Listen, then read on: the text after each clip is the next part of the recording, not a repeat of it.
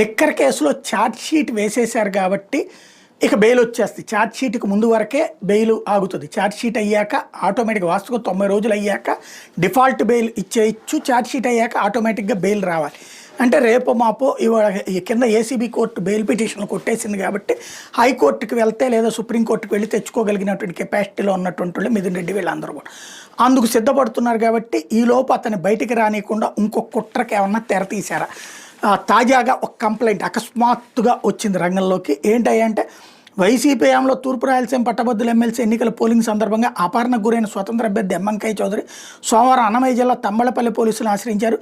YCP హయాంలో నిర్వహించిన polling సందర్భంగా ఎంపీ, 2 ఎమ్మెల్యేలు ప్రమేయంతో మొత్తం 24 మంది వైకాపా నాయకులు తనను అపహరించి చంపేందుకు ప్రయత్నించారన్నారు. దీని మీద అప్పట్లో తాను ఇచ్చిన 2 ఫిర్యాదుల మీద పోలీసులు చర్యలు తీసుకోలేదని చెప్పారు. 2023 మార్చి 13 నాటి ఎన్నికల్లో నేను తమ్మళ్ళపల్లి పోలింగ్ కేంద్రానికి వెళ్ళి దొంగ ఓట్లను అడ్డుకున్నాను.